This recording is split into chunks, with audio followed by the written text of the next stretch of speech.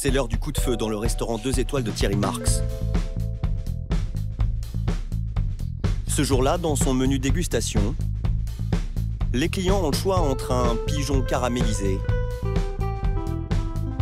une Saint-Jacques clémentine, Celui de la 16, ta main. Réclame un foie gras avec une Saint-Jacques. ou encore un foie gras mousseux, raisin confit gingembre. Mais ils peuvent aussi découvrir une viande d'exception, la viande la plus chère au monde. Jusqu'à 1 000 € le kilo, soit 1 € le gramme. Quand vous regardez ça, vous vous dites quoi? Je pense au travail de l'éleveur. C'est un éleveur qui va faire une œuvre d'art, en gros.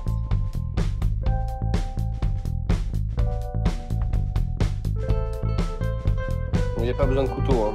Vous voyez, moi, j'appuie pas le couteau. D'abord, c'est un jeu de texture. Première chose, comme c'est hyper gras, c'est tout de suite frit. Donc on a ce croustillant, pas dire une caramélisation, mais on a ce croustillant. Ensuite, on a ce moelleux et ce fondant en bouche.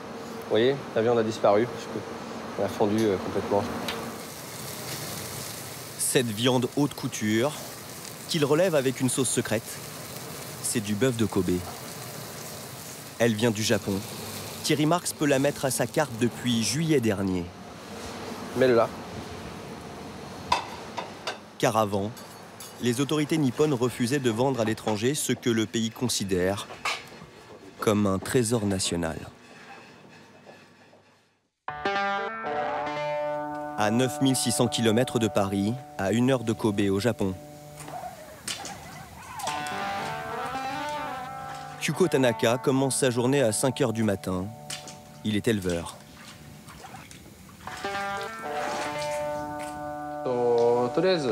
Pour rentrer ici, on doit passer par cette douche désinfectante. Et puis aussi par ce bain pour les chaussures. Et une fois que c'est fait, on peut entrer à l'intérieur. Nous avons donc dû nous plier au bain de pied et à cette douche désinfectante.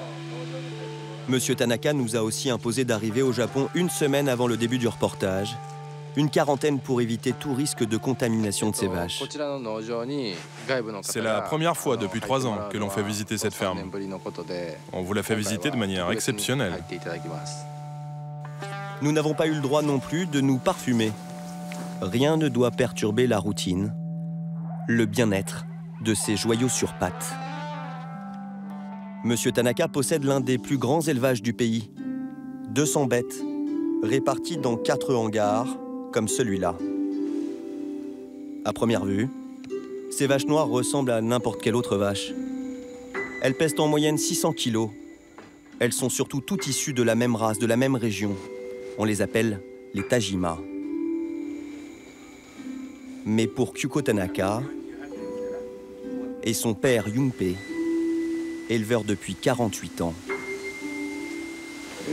Est-ce que tu as nettoyé là-bas? Les Tajima sont un peu plus que de simples vaches. C'est comme pour les hommes. On ne peut pas manger avec plaisir quand sa maison est sale. C'est pour ces chers Tajima l'heure du petit-déj. On leur donne un cocktail de céréales pures, fabrication maison, avec pour ingrédient principal de l'orge, en flocons, car c'est plus facile à digérer.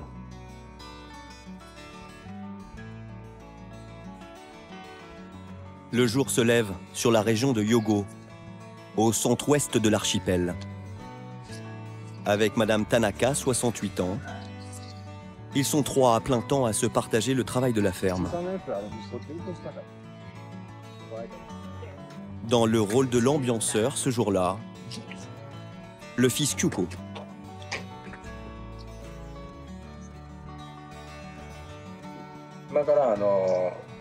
Tous les jours à 10 h, je leur mets de la musique classique.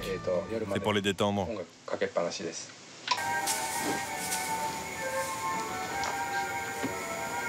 Réveil en douceur pour les Tajima, qui sortent de leur première sieste de la journée. Au plafond, il y a aussi des ventilateurs et même un radiateur pour les petits veaux qui ont du mal à réguler leur température. Le spa pour vaches propose aussi une séance de massage par semaine et les Tajima ne se font pas prier. Il est sorti parce qu'il sait que je vais le brosser. Et vous allez voir sur sa tête qu'il trouve ça agréable.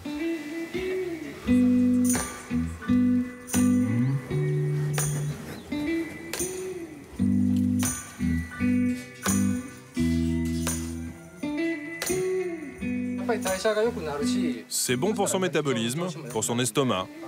Et donc il se nourrit mieux. Ça devient comme un soin en fait. On dirait un gros chat. La partie qu'il touche, c'est celle que préfèrent les amateurs de viande. Là, c'est le faux filet. C'est la pièce qui a le plus de valeur. En dessous, il y a le filet. Et ici au milieu, le Chateaubriand. La famille Tanaka leur offre aussi la crème du matelas pour vaches. Un mélange de feuilles de riz et de bois, idéal pour avoir envie de rester au lit. Et il vaut mieux. Comme c'est le gras mélangé aux muscles qui fait toute la singularité de la viande de Kobe, toute activité est proscrite. Les Tajima ne font que transiter d'un hangar à un autre en fonction de leur âge.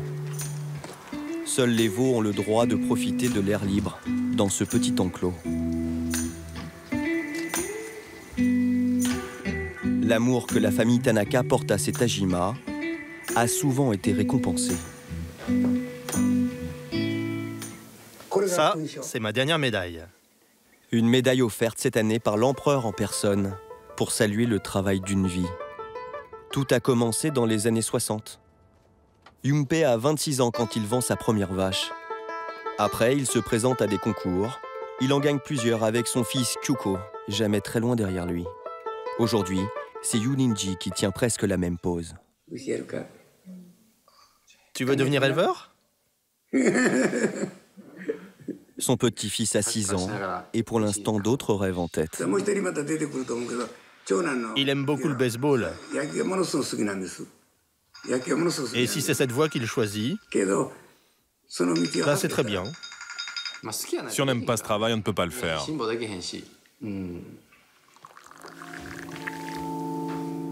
La famille Tanaka travaille 365 jours par an. Elle produit une cinquantaine de Tajima.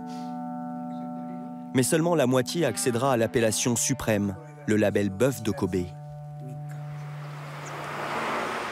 Pour l'obtenir, il faut d'abord prouver la noblesse de l'ascendance de l'animal. Voici son empreinte, comme pour un humain, comme une empreinte digitale. Mais là, c'est de son museau. Et là, c'est son père et sa mère. Et le père et la mère de la mère. Et enfin, le père et la mère de la mère, enfin, etc. Les pères, les voici. Ils ne sont que 12 taureaux reproducteurs pour tout le Japon. 12 bêtes qui appartiennent à l'association des producteurs du bœuf de Kobe. Sélectionnés pour leur qualité génétique et gardés dans un lieu tenu secret, rarement filmé. Voici quelques images, notamment de leur sperme conservé dans de l'azote liquide. Il y en a en stock, 130 000 échantillons. La Tajima que Kyuko va vendre aujourd'hui pèse 670 kilos. Elle a 2 ans et demi, soit 6 mois de plus que la plupart des autres vaches. Kyuko Tanaka ne saura qu'après l'abattoir si sa Tajima deviendra la reine des viandes japonaises. Comme à chaque fois, Kyuko Tanaka se plie à un rituel. Devant cet autel, il remercie ses vaches pour leur sacrifice. Ce jour-là, en prime, c'est l'élection du meilleur éleveur de la région. Il espère décrocher le titre pour la 4e fois d'affilée. Dans un premier temps, les carcasses sont scrutées par un collège d'experts officiels de l'Association des producteurs de viande de Kobe. 3, 4, 3. Armés d'un nuancier, les experts jugent la brillance de la viande, sa couleur, sa fermeté. Celle-là est un peu forte, un peu froissée. Et ce côté marbré, le persillage. La carcasse est classée de 1 à 12. À 6, on pose le fameux label de Kobe. Un chrysanthème, symbole de l'empereur. Chuko Tanaka présente 4 vaches ce jour-là. 2 seulement passent le test avec succès. C'est pas une bonne journée aujourd'hui. Je suis pas satisfait des résultats. Sur cette pièce-là, il n'y a pas assez de marbrure. Il y en a peu. Ce qui veut dire en fait, plus il y a de marbrure, plus la viande a du goût. Mais si les marbrures sont grosses, elles deviennent juste de la graisse à la cuisson. Pour le bœuf de Kobe, c'est la finesse des marbrures qui sublime le goût de la viande. Allô papa? Ça n'a pas trop été aujourd'hui. Hein. Le titre de meilleur éleveur vient aussi de changer de main. L'étiquette jaune sacre Monsieur Mizoguchi. Voilà, c'est accroché. Super! J'ai honte de le dire moi-même. C'est une très belle pièce. Depuis 6 mois, avec l'ouverture à l'exportation, la demande augmente et les prix flambent. Dans la salle des enchères, il y a une nouvelle tête. Un Italien en repérage, Riccardo Girodi, est une des 3 personnes à importer du bœuf de Kobe en Europe. Il est venu comprendre comment se fixent les prix.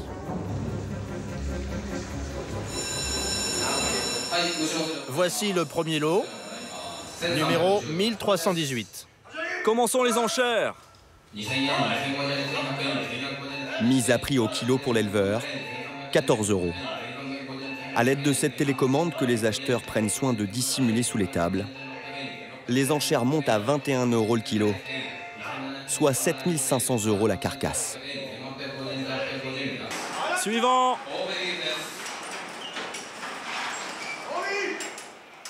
Aujourd'hui, l'éleveur, il touche en moyenne 30 € au kilo. Et un charolais en France, un éleveur, il touche 4 €. La carcasse qui a obtenu la meilleure note se vend à 14 000 €, soit 35 € le kilo. Le plus gros acheteur des enchères a le sourire. Qu'est-ce qu'il a dit? C'est lui qui a acheté le champion. Ah, c'est vous? Oui. Ah bah voilà. C'est Monsieur Murakami, au fait, qui a acheté le champion. Et il nous propose d'aller voir la carcasse. Et il aimerait qu'on aille la voir, la carcasse, maintenant. Et les désirs de Monsieur Murakami sont des ordres. C'est le Monsieur Viande du Japon. Il achète à lui seul 30% de la production nationale. Il dirige une entreprise qui génère près d'1,5 milliard d'euros de chiffre d'affaires. Son bijou du jour est un subtil mélange de muscles et de gras. Mais la chose la plus difficile, c'est que pour nous, Européens, concevoir que plus c'est gras, plus c'est persillé, plus c'est cher, c'est quelque chose qu'on n'arrive pas encore à comprendre chez nous. Chez nous, on voit du gras, on s'enfuit. Ici, il voit du gras, il analyse, il tombe amoureux, il le valorise beaucoup plus et ils en font un art de vivre. Donc c'est ça qui est pour moi exceptionnel. Acheter 14 000 €. Monsieur Murakami pense revendre la carcasse du champion, 41 000 €. Bref, tripler sa mise sur ce coup-là.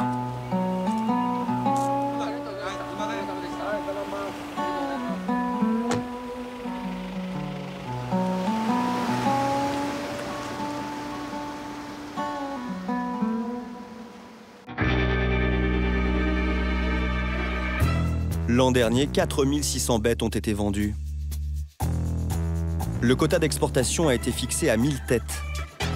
Riccardo Girodi en a obtenu 250 pour l'Europe. Presque le couronnement d'une carrière. J'en ai toujours entendu parler depuis que je suis né. C'est-à-dire que moi, je fais ce métier depuis 15 ans, mais mon père fait ça depuis 60 ans. Et ça a toujours été un mythe pour nous. Mais on n'a jamais eu accès à ce produit. Ça reste le neck le plus ultra qui puisse exister. Et c'est comme si on vendait des vins et on avait l'exclusivité du Dom Pérignon pour un autre pays. Donc c'est exactement la même chose, quoi. Et comme pour un grand vin, il faut savoir le mettre en valeur. Riccardo Girodi vient s'instruire dans la boucherie de Kobe, située dans le quartier chic de la ville. Vous voyez comme c'est bien présenté, comme c'est finement tranché, comme c'est élégamment présenté. En fait, c'est une boucherie, mais c'est plus une bijouterie à mes yeux. Moi, quand je vois ça, je me dis, en Europe, on sait pas faire ça, c'est pas de la viande qu'il y a là. Le respect qu'ils ont pour le produit, c'est quelque chose d'inégalé. Moi, j'ai jamais vu ça. Et regardez, on a des boîtes, on doit acheter la boîte pour présenter la viande. Est-ce que vous avez déjà vu ça en France? Mais place Vendôme, à Kobe. À chaque fois, l'orfèvre bovin, le boucher, a sa photo exposée à côté de la viande qu'il a découpée. Les Japonais consomment du bœuf de Kobe sous cette forme pour les grandes occasions, 1 à 2 fois par an. Ici aussi, c'est un produit de luxe. 1 kilo de filet ici, au Japon, est vendu à 440 €, public. D'accord? Donc, il faut imaginer que si, avec les droits d'importation que l'Europe nous impose, la distribution en Europe, on devrait toucher les 700 € en France. Prix boucherie, public. Ce qui veut dire entre 1000 et 1200 € au restaurant. Donc, c'est énorme. Dans l'arrière-salle de la boucherie, le découpeur professionnel, Monsieur Oya, taille sa pièce. 2 mm d'épaisseur. Au couteau, pour les clients les plus prestigieux. Au prix du gramme, Monsieur Oya a intérêt à ne pas se rater. Pour couper une tranche uniforme facilement, on ne peut pas y aller tout droit. Et comme la graisse de bœuf de Kobe fond à une température très basse, il faut arriver à le tenir fermement. Sinon, il bouge quand on le coupe. Il m'a fallu des années d'entraînement avant d'arriver à couper correctement une tranche. Ce filet de bœuf de 2,5 cm d'épaisseur se déguste sur place. La boucherie fait aussi restaurant et hôtel. Un concept unique au monde qui pourrait bien donner des idées aux businessmen italiens. Riccardo Girodi compte bientôt ouvrir un établissement à Paris. Convaincu que la viande haute couture trouvera sa clientèle de luxe, prête à dépenser 200 € pour un steak.